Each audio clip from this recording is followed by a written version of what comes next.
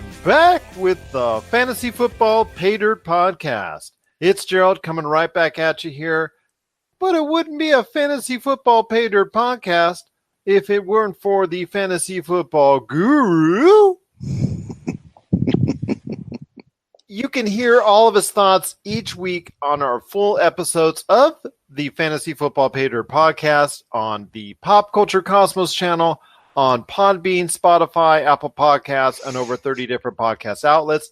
And of course, you can talk to him on a personal level, get his thoughts, get his in-depth analysis, and also his opinions on waiver wire pickups. I think last-minute trades are out of the picture at this point in time, so lineup changes, waiver wires, plus also how you can prepare your team for the upcoming fantasy football playoffs, or how you can close out your season strong by going over to the Fantasy Football Paydirt Podcast Facebook group. You join up, and over 200 other fantasy football fans are there to interact with you, along with the guy who runs it all. His name is Tyler Baker. What's going on, my friend? I'm doing well, buddy. How was your Thanksgiving? It was a lot of food. Yes. A lot of eating, and then the real holiday begins in Black Friday, if you know what I mean. Yeah. Cool, man. It was good. I'm thinking that this will probably be the best Black Friday for U.S. shoppers now out there in quite some time. So I think a lot of people were taking advantage of it, and just hoping everyone will have that translate into a happy and safe holiday out there for every one of our listeners and everyone out there as well. So. Yeah, that's cool. And because Alibaba had their big thing in China last week, and they had a really good shopping day too. So, yeah, cool. It's going to be some good Christmases out there. My goodness, if Alibaba was over here in the way that Amazon, Walmart, Target was, I think my head would explode right now. Because yes, they are the Amazon of of a great portion of the world out there. Mm-hmm. And if and when they come here as a full-time entity, or I know they're trying to bleed into this market. It's probably going to happen. Yeah. I mean, they've got the money for it. So if they do, I'm telling you, oh my gosh. Choices. It's funny how markets change. Exactly. Just here, take my wallet, please. Yeah. Credit cards. There you go. Yeah. I saw that Subway has hopped into the food delivery service now. Ask everybody, and that's another thing. If right now, through the holidays, Amazon, Target, Walmart, read them very carefully, because you may be able to order over the phone, over your computer, and you can avoid any shipping charges with a lot of what they're putting out there over the course of the holiday season. So they're all waiving their fees. You don't need to go Prime membership or anything like that. So that's really cool for everyone out there to spend more money. Well, they're making it very, very easy to spend more money. Even Macy's had an app where you could check yourself out and pay yourself and just walk out of the store, because they didn't want the crowds to turn people away. So any way that they can find to sell you products, they're just getting more and more innovative. They are, but they still got to have servers that's able to handle that type of output. I spoke of Walmart.com that crashed for me on Thursday. Yes. I know also two other sites that we were using as well to buy stuff. They also crashed. So that part of it, that end of it, still has to get together. They get their act together on some certain extent, especially midline and smaller entities, but even larger entities still have those issues with traffic. But once they get that situated out and make it a clean, like you see in the commercials, just you walk in, or you get a hand delivered to your car, or everything like that, all nice and funky, because, in real life, it still doesn't work like that yet. But when it does, I'll tell you what, it's going to be an awesome thing for all of us shoppers out there. Yeah, well, bridging real life and fantasy, that's kind of what we do on the Fantasy Football Paydirt Podcast on the PCC. I mean, that's kind of what we do. We try to make that bridge. And there were some whatever games, but there were some good ones too. This is a fantasy football podcast? I thought this was a fantasy football shopping podcast. I'm just kidding out there, everyone. It was a great weekend in the NFL, as far as a lot of games that did produce some big-time running and some historic passing as well. So it was actually a pretty good weekend for fantasy football owners out there.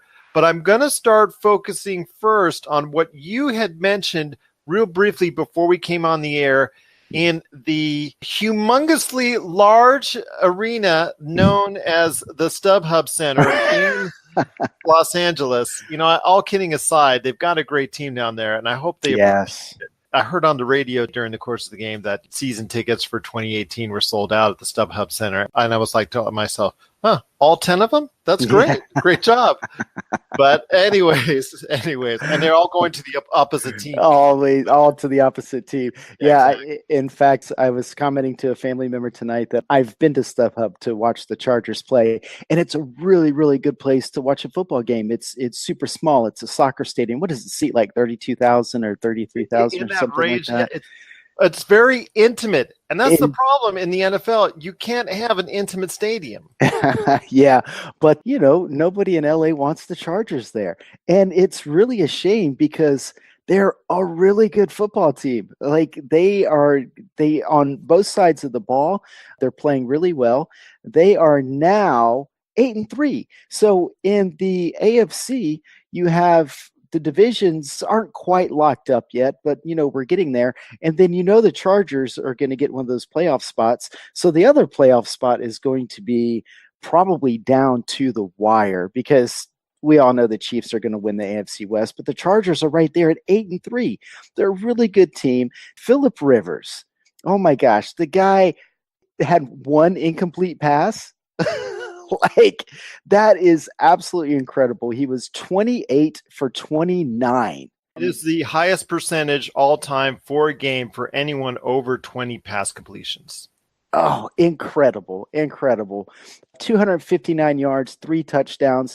And then you have Melvin Gordon. He only scored a couple touchdowns today. Now, note about Melvin Gordon, he has an MCL injury. They're not saying if it's a sprain or a tear. It's pretty much the same thing, but we don't know what that timeline is going to be. It looks like he's going to miss at least one game. They almost held him out of this game because the Arizona Cardinals really aren't scaring anybody. He actually petitioned the coaching staff to let him play, and maybe they're regretting it now. So even if it's just missing 1 week, I would expect Austin Eckler, his primary backup, to get quite a bit of work, at least for the rest of the season, because they're going to want Melvin Gordon. They're going to want him healthy for a deep playoff run this year. Because they are prepared for it. I think everybody out there, including the 10 fans that are out there that are support the Los Angeles Chargers, they need to go ahead and prepare themselves for the playoffs because it is definitely shaping up like that. They're 8-3. They're they're third in the AFC, right around there. They've got a very strong outlook to close out the season. Tell you what, they are looking good. To me, they remind me so much, and the analogies are there and the parallels are there of the NBA with the Clippers. They came up from San Diego. They were moved up here to LA. They were put in the Los Angeles Sports Arena, which if you've been to the Los Angeles Sports Arena, it wasn't the most pleasant place to play or play, the arena as it was. And the crowds reflected that. It wasn't very highly attended. The team didn't do well for a long period of time, but you know what? Things are looking great for them. They're one of the top teams right now in the NBA, and so is the Chargers when it comes to the NFL. So anybody out there who has Austin Eckler, or also if Melvin Gordon is going to be out an extended period of time, that and Phillip Rivers is so efficient right now, you may want to even focus and double down more on the receivers that they have. There's like 3 or 4 that you can use as a viable fantasy option in Los Angeles. Yeah, it is really difficult gauging the receivers there. They like to throw to Mike Williams around the end zone. Tyrell Williams, but unfortunately, he can kind of disappear sometimes. Right. Keenan Allen is the steady guy there. And then Travis Benjamin is there. He's kind of a big play guy. He's not going to get a lot of targets. It is going to be difficult. Antonio Gates was looking like a much younger version of himself last week. I know that they didn't use him a lot, only 1 target, but he caught it for 18 yards. So if they do end up passing more, it's going to be a little difficult nailing down who is going to be the recipient of that. But that's really part of why Philip Rivers is so good, because he has a lot of weapons to use, and it's going to be very game plan specific. The only one that you can count on is going to be Keenan Allen. You're going to count on Austin Eckler, whether Melvin Gordon plays or not. And then Mike Williams is kind of one of those dart throws that he might not get a lot of targets, but he had 2 touchdowns. You got to love that. Travis Benjamin, 3 targets, caught all 3 of them for 47 yards. So being without Melvin Gordon, I also want to touch on that. Not only is Austin Eckler going to be your primary ball carrier, but he is still a humongous part of that pass offense. So. He got 11 targets, 10 receptions. That's a lot of production there on both ends, which could be very enticing for fantasy football owners. Yes. Next week on Monday night, they go into Pittsburgh. That's going to be a tough one. But both of these offenses can put up numbers. Both of these defenses can play well. That's going to be an interesting game on Monday night next week. But yeah, don't count on Melvin Gordon playing. Austin Eckler should be owned in every league. But if he's not, you definitely want to pick him up on waivers this week. We'll be right back with more of the Fantasy Football Paydirt Podcast. Looking for an edge the next time you take on your favorite video game? Then check out Vitabrace High Performance Gamer Wristbands. Packed with the power of fruit seed oil, Vitabrace is clinically proven to help improve performance, giving you a better gaming experience. Head to miraclefruitoil.com and use the promo code MEDIA10 to get $10 off your Vitabrace purchase. Whether you're looking to beat the time on your latest speed run or are fighting your way to the top on your favorite multiplayer or battle royale, Vitabrace can help you reach your gaming goals. Buy Vitabrace today at miraclefruitoil.com. That's miraclefruitoil.com. Vitabrace. Win with it. Couple more I want to talk about when it comes to the running back position, because this was a good day for running backs. I know you and I all season have lamented on the, disappointing running back position as far as the consistency, not only at a top level, but an overall level in regards to the number of individuals out there that are consistently able to provide their team with rushing yards. But we've got a lot of great ball carrying out there as far as a lot of good running yards. I think I'm going to start off with what we got in Carolina, because yes, they did lose the game, but Christian McCaffrey did provide a key part of their team's offense from both a rushing and receiving. And if you have him on your team this week, you'll be very happy that you did.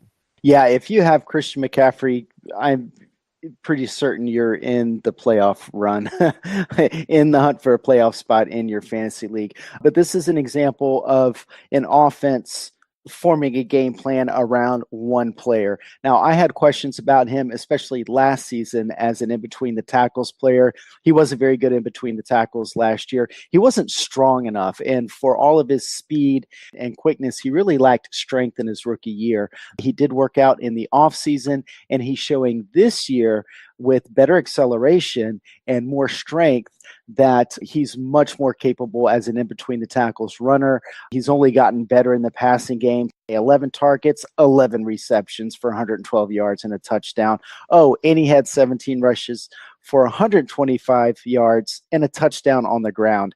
This offense is really featuring Christian McCaffrey, and I don't think that's going to change anytime soon. So I will advise, though, he is a fumbler of the football. So if you take him, if you have him on your team and you start him, be aware that there might be 1 or 2 fumbles per game when it comes to Christian McCaffrey, even with all that production. Yeah, 1 or 2 fumbles per game is a lot.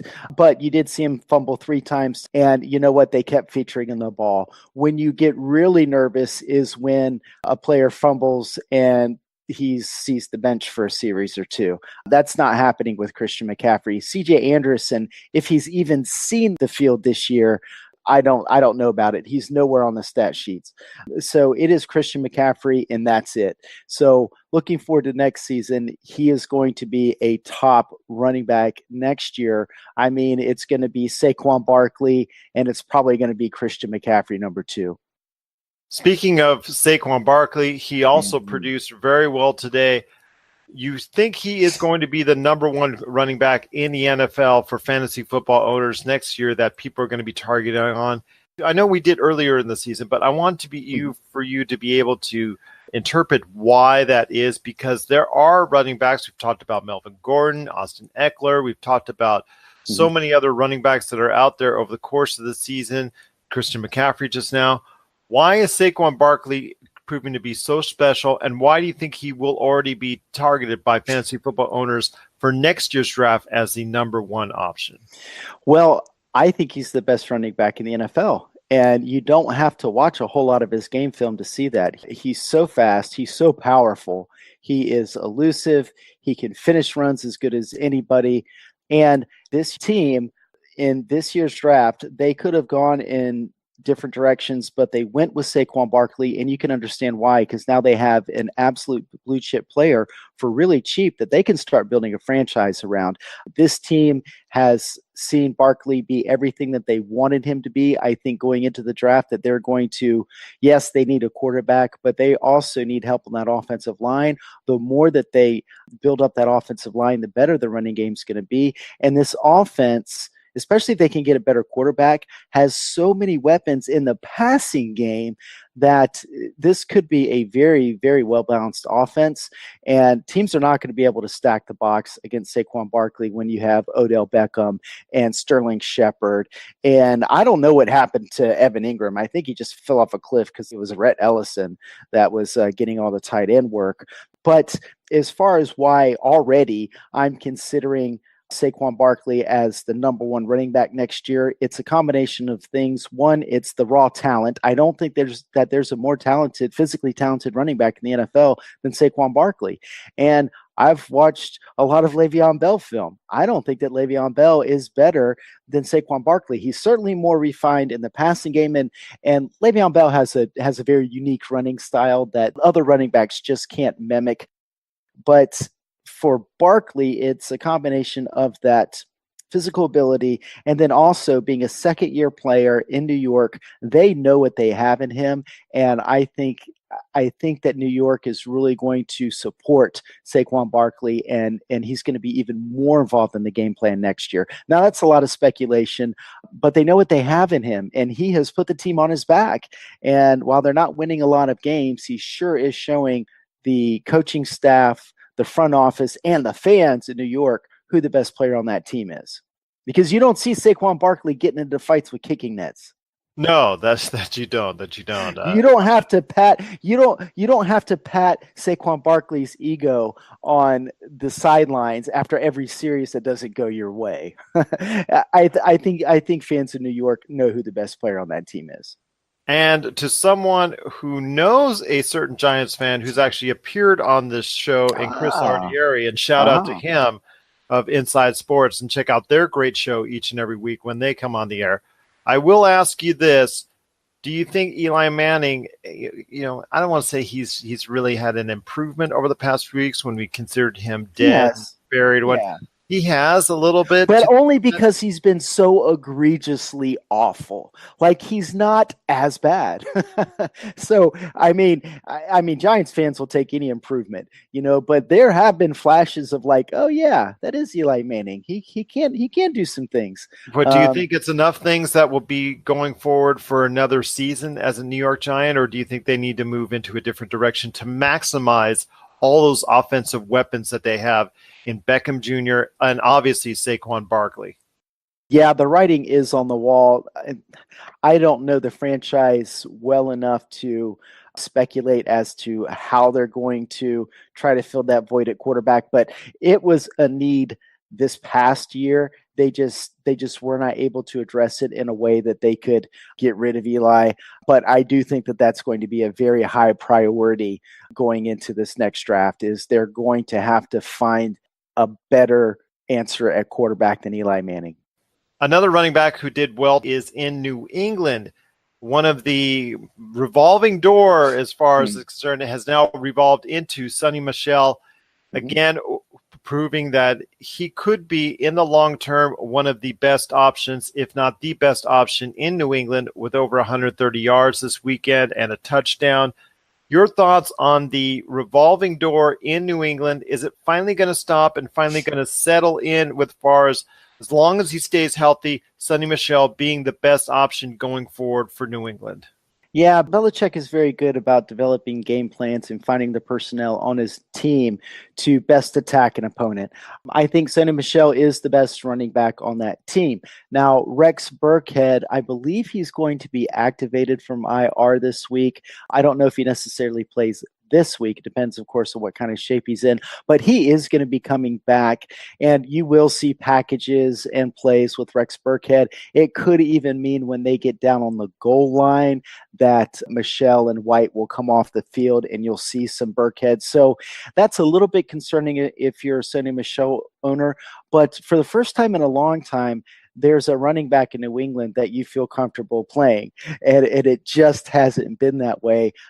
But they put a lot of draft capital in Sonny Michel, and the rookie has shown that he was worth it.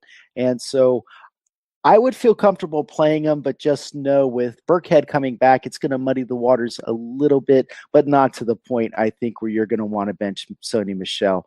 And he's one of those few running backs out there that you can kind of depend on from week to week. Another one that popped up just a couple weeks ago, and Nick Chubb carried the ball 28 times. I mean, that is workhorse, good numbers. Now, the game script certainly helped that. Just the fact that any running back is getting 28 carries is very, very encouraging in today's NFL. He also added a couple catches for 44 yards and a touchdown. So he had 2 touchdowns today. So Nick Chubb is another one that if you were fortunate enough to get him off of the waiver wire, you're going to feel comfortable about playing him every single week. And then another guy that kind of popped on the scene there in Baltimore, Gus Edwards. Now, do keep in mind that Alex Collins was out for this game with injury, and it's Lamar Jackson, and he is still kind of finding his way in the NFL. He did pass a little bit more in this game, but Gus Edwards, 23 carries, 118 yards. So it looks like they want to go to him. Now, there's a lot of questions around this offense. You know, what happens when Collins comes back? I don't think he eats into Edwards. I think Edwards is the main guy there. You know, and they still have Ty Montgomery, who they brought on just about a month ago, you know, so it could be that, you know, they start getting him more involved. And then what happens when Joe Flacco's healthy? Do you take Lamar Jackson out? I don't know. He's won 2 games for him in a row. Now, granted, you know, they beat Oakland, and, you know, that's nothing you really want to brag too much about. Last week, they beat a divisional opponent in the Cincinnati Bengals. So on a 2-game winning streak, do you even put Flacco back in? And if he comes in, what happens with Gus Edwards? Yeah, so there's a bit of a question mark there, even though we're seeing a running back that is getting the bulk of the work. You know, this offense is still a little bit in flux. So not too sure about what that outlook is because it could change. But if you picked up Gus Edwards and you do have a need at your running back 2 or flex position, he's certainly a viable option. We'll be right back with more of the Fantasy Football Paydirt Podcast. Check out what's been going on with the Pop Culture Cosmos Show and the PCC Multiverse. I see the potential for basically like another Netflix kind of paradigm shift where here comes this other major player. They have a ton of resources. Apple could change the way that entertainment is consumed. They say it's the only time this year that you'll have stars from each brand battling each other. And we know it's not going to be the case, but they like to say that, and more power to them, I guess. Well, it's a big first step, bringing all those superheroes together. There were definitely some parts of the movie that I really enjoyed, and then there were some parts that I thought just kind of fell short of expectation. Part of it has to be something to do with how it's being promoted, and this is a thing where audiences do not agree with critics. That's the Pop Culture Cosmos Show. And the PCC Multiverse, every week on the Podcast Radio Network and Apple Podcasts. And over a dozen of your favorite streaming and podcasting options. You dirty dog, you took away my, as far as Nick Chubb, my Next in line question for you in regards to what we were going to talk about, but you know what? I'll let it slip for just this one time. But yes, you called it. You actually called it some time ago before even there was a trade involved that cleared the way, that gave him the starting spot when he was only getting 1 or 2 touches a game. You were actually calling about his potential. And I just want to compliment you that it looks like it's paying off and paying off in spades. Well, now that's another guy next year that is going to require probably a second-round draft pick, and Nick Chubb could even go in the first round, depending on how he plays out the season. And Hugh Jackson is gone, and now Cleveland's offense is actually doing things. Baker Mayfield, everybody looks better. Everybody loves Hugh Jackson, but he was stifling that offense. And Hugh Jackson is now coaching with the Bengals, so he got to see firsthand on the field how much better the team can be when you just take the reins off of some of these guys. Another running back situation in Denver where, they have a couple rookies there, and based on what I saw, Philip Lindsay is far and above the better back to Royce Freeman. So I did get that one a little bit wrong. When Lindsay was really coming on at the beginning of the year, I said, hey, hold your horses. I think, it's still Freeman's backfield, but there will be some of, somewhat of a timeshare there. It seems like it really has flipped towards Philip Lindsay. He looks like a very solid choice. I actually have him on one of my teams. I picked him up. And I thought he would be a very solid output. I didn't know he would be getting to be approaching this level. He's a very solid option for fantasy football owners out there. Receiving wise, he doesn't seem like he's going to help you much. But as far as a running option, at least for the long term, he is going to be someone that I think a lot of fantasy football owners need to keep an eye on for next year as a very solid running back option. Once again, it is Tyler Baker and me, Gerald Glassford, from the Fantasy Football Paydirt Podcast. You got to catch our full episodes each and every week on the Pop Culture Cosmos channel on Spotify, Podbean, Apple Podcasts, and over 30 different podcast outlets. All right, my friend, it's getting down to the nitty-gritty. We're wrapping up the latter part of the regular season here, and a lot of teams are doing one thing or the other. They're preparing their team for the playoffs, or they're trying to figure out what went wrong and how not to make the same mistakes twice when it comes to next season. So we'll start off with how, in this case, how not to make the same mistake twice for next weekend. And you know what? We're going to go ahead and talk to you about what your tips are, because I'm going to give you some time to think about it. The tips that you go through that you need to give out there to people on what to prepare for when it comes to the playoffs. Let's say you're on the outside looking in and it looks like no shot. Like in our Fantasy Football Paydirt Podcast League, unfortunately, that's me. I'm on the outside. I'm knocking on the door. I'm like, I would like to come in. Unfortunately, I cannot. So I have to dominate my other league instead. All right. Okay. Yeah, sure. So, the glass is half empty and half full. But I will say this. There is a lot of things that a lot of fantasy football owners are going through when they see their team is doing so poorly. A lot have given up. A lot of are just demotivated and just really just having a poor time of it. What do you say to those people out there that, still want to go ahead and say, hey, look, I'm going to try and give it maybe one more shot next year to see if I can build a better team? What are the steps that you go through at the end of a season to maybe give yourself some motivation so that you can try and take those things forward into next season of fantasy football? Sure. Well, I was even having a conversation this evening with a family member. It was his first time playing, and he didn't make the playoffs. And I told him flat out, I said, the first year that you play fantasy football, you're just learning how it works. You're just learning how to set a lineup. You're learning how to use the app. You're getting a feel for fantasy football. So that first year, there's a really big learning curve. Then even after that, it takes... I got to interrupt here. Way back when in the 90s when I first played, I think I won my championship in the first year. Oh, no, it happens. It happens. And I'll get to that in a second. No. Not to brag or Sure. So that first year, there's a really big learning curve. You're most likely not going to make the playoffs. And then even after that, it takes a couple of years to kind of fine tune. It takes a couple of years to get used to the players' names. and how to value players, and there's just a lot of nuance in it. And every single year you can learn something. I know every year I learn something about fantasy football, and I've been playing for over a decade. So every year you learn something. So if you didn't make the playoffs, don't take it too hard.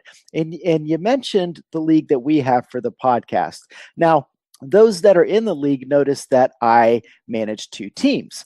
There's kind of a reason for that and kind of a real neat experiment that I want to talk about. There was one team that I drafted. Now, the team that I drafted, I'm in either 5th or 6th place and, kind of teetering.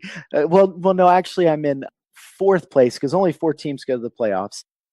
But I'm really kind of teetering, like barely holding on to a playoff spot. But I'm 2nd in points. I'm 2nd overall in the points, which indicates that, hey, I just caught some bad breaks. Now, the team that I drafted, that auto-drafted, that I also manage, it's in 1st place. Now, I made some tweaks to it, but the auto-draft method brought me Melvin Gordon. So there were some, there were some really good players on it. But it just goes to show that there is some luck involved. Now, it's just unlucky that I have a team that's 2nd in points where I only have, 6 wins, I think? So, there's a little bit of luck involved. So you might have put your all into it and tried really hard and you just didn't make the playoffs. That's okay. Fantasy football is a heartbreaker. If you don't like getting your heart broken, don't play it. But it makes the victories so much better. So if your team is not where you would have wanted it to be at this point in the season, learn from it. Figure out what you can learn from it and what you can take into next season, because now you have a whole year of watching the league and watching these players. So when you go into next season, you'll have a foundation of, okay, I remember who those players were last year. Now, teams change, situations change. Some players just have weird breakout years that are just not repeatable. Those things you'll learn years down the road, but learn from this season. And did you have fun? Did you have fun playing fantasy football? Now, it's way more fun when you win than when you lose, but chances are you still had fun, and don't let a bad season discourage you from playing again next year. Now, as far as, what to do if you're in the playoffs and you're looking forward to getting into the playoffs, there are some things that you can do to give you a better shot in the playoffs. One of those would be, if you're able to play 3 running backs a week, you don't need 5-6 running backs on your roster unless you have some viable, really good ones that, you're just going to play the mashups. I would recommend for your top running backs, go ahead and picking up the handcuffs. I have Melvin Gordon in a couple of leagues, and in all but one of them, I have Austin Eckler. And for and you can look at this week as the reason why. It looks like Melvin Gordon may miss some time. Thank God I have his backup. So if you have a guy like Saquon Barkley that is, your RB1, you're starting him every week, you may want to use one of your bench spots to go get Wayne Gallman, because if Barkley goes down, you're going to want somebody that you can plug in and try to get that production out of. Whereas at this point in the season, you're not going to find a whole lot on the waiver wire. So backing up your stud running backs is probably a really good way to prepare your roster for the playoffs. I also tend to kind of stack up on defenses, because the playoffs is, anywhere from a 4 to 3 week process there. And if you can go ahead and identify some defenses that have a good matchup, maybe on one of those weeks in the playoffs, it's a really good time to go ahead and get that defense on your roster. So, backing up your stud running backs, handcuffing receivers really doesn't work the way that it does with running backs. If you have a premier quarterback at this point, if you have a Mahomes or a Breeze, you probably don't need a backup quarterback at this point. You'll be able to find someone on the waiver wire if it goes really bad. So little things like that. If you're kind of shaky at a position, like if you're shaky at tight end and you're all but streaming at this point, which a lot of teams are, I am in a couple leagues streaming for the most part, you might want to use those roster spots, those bench spots, to bring a couple tight ends. So just preparing your roster for the playoffs is a really good way to make sure that when you're in the playoffs and something bad happens, you'll be able to at least stay competitive.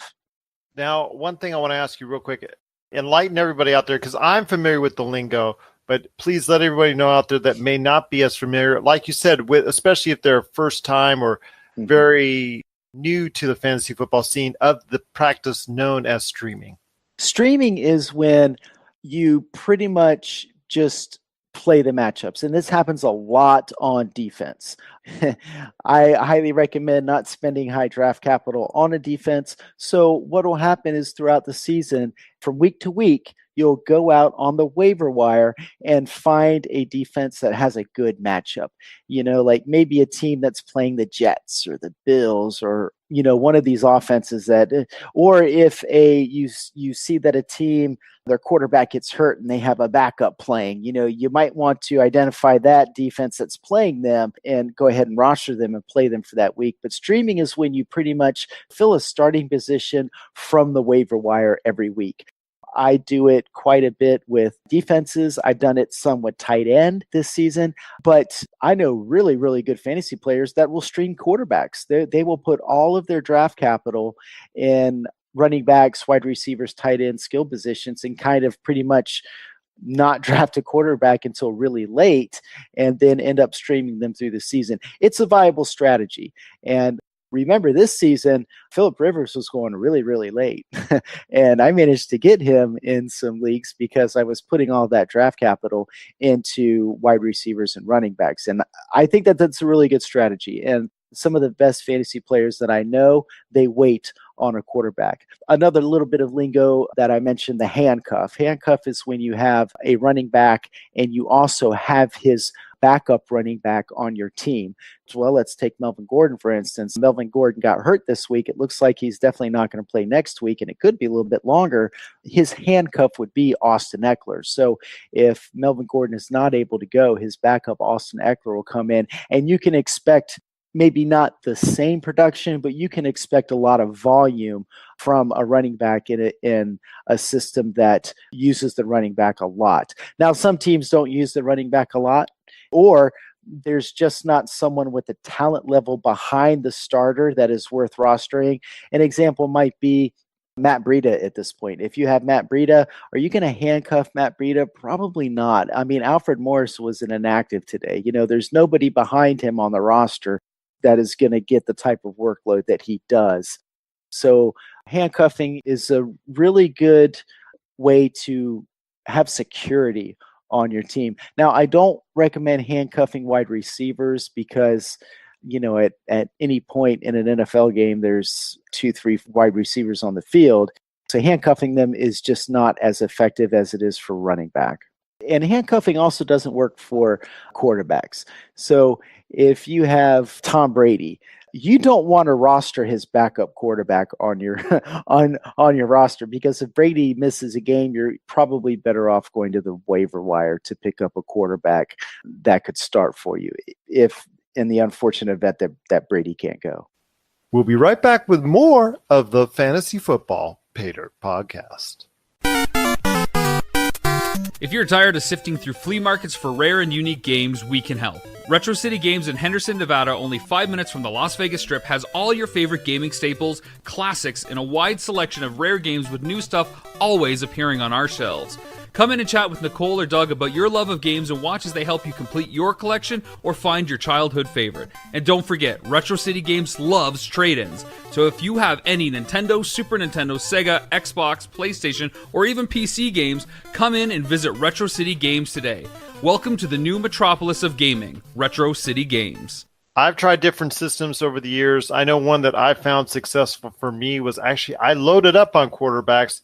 The reason why I've told you before is that sometimes I go ahead and use them in valuable trades. There's injuries. I've got some quality backups to look at, some viable options. And that as it gets toward the end of the year, I go ahead and maybe discard one or two of those quarterbacks that I know. And if I've got a certain quarterback I'm going to be able to utilize throughout the rest of the season.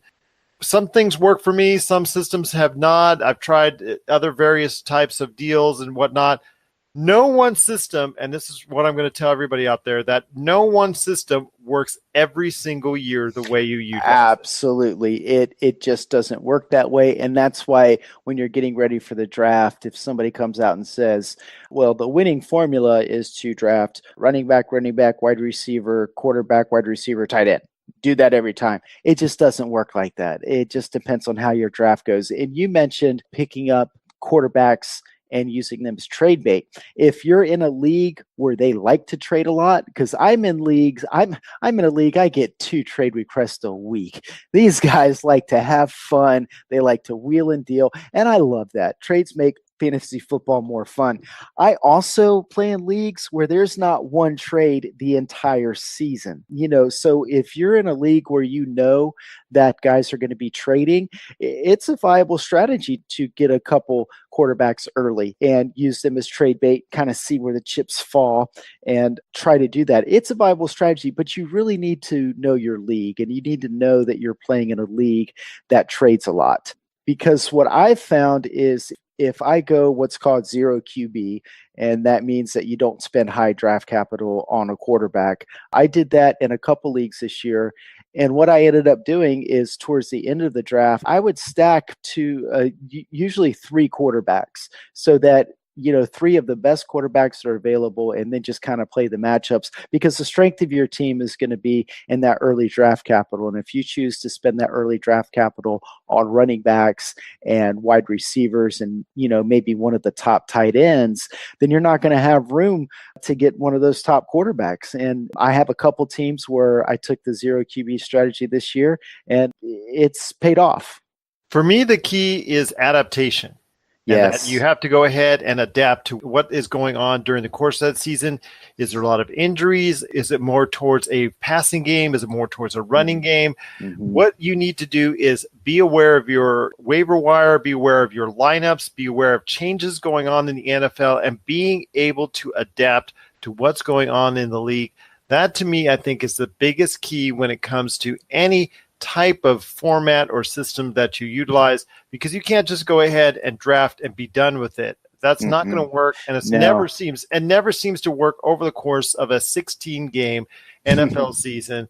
And anybody who does is probably the luckiest person on earth, because there's too many variables, benchings, injuries, other changes that are going on, suspensions, anything that can come out of the woodwork at any point in time. Adaptation, to me, is the key to going ahead and having a successful fantasy football season and getting the most information, not only from places like us, but from other resources as well. Yeah, I absolutely 100% agree. And that is where experience will really help you to be able to adapt. Remember, that first year that you play, you're probably not going to find success unless you're Gerald Glassford.